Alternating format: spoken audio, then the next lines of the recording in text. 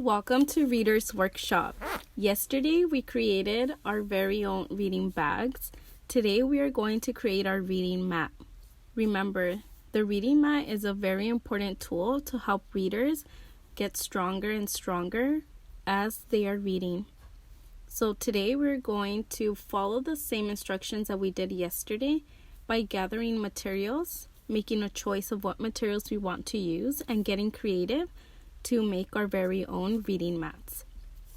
So once again, I looked through my house and I found a couple of materials that I think might be useful in making my reading mat.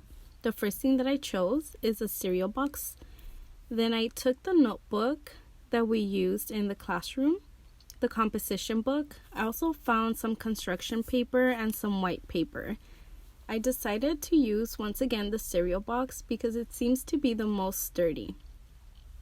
So the first thing that I did is that I cut the cereal box starting from the top all the way down, and I made sure to lay the box flat open.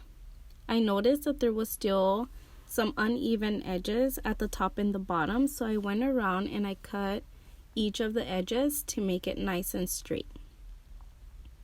Once I had all of the uneven edges cut out, now I am ready to make my own reading mat. So I grabbed some markers, and at the top left corner I wrote read with an arrow pointing towards the right, and then I wrote read again with a different color marker, and now the arrow is pointing towards the left. This will help us to know what to do when we have a reading plan. I also decorated by adding a couple of books on either side, and then on top I wrote my reading mat. Remember, you could get as creative as you want and make it your own.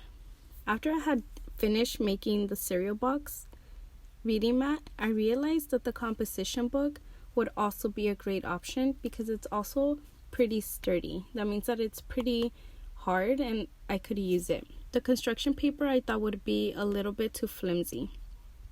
So I opened the composition book and I did the same thing. I wrote read with the arrow on top, and then the same thing on the bottom right hand side. As you can see, both of these options are great for making your own reading mat. So now it's your turn. Go grab materials that you think might be useful. Make a choice of what materials you're going to use, and get creative in making your own reading mat.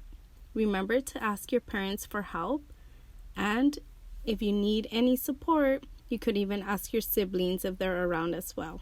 Remember to get creative, and once you have your reading mat, send us pictures so that we could see it. I'm really excited to see what you come up with. Once you have created your reading mat, remember to set the timer and continue reading until it goes off. Ready, set,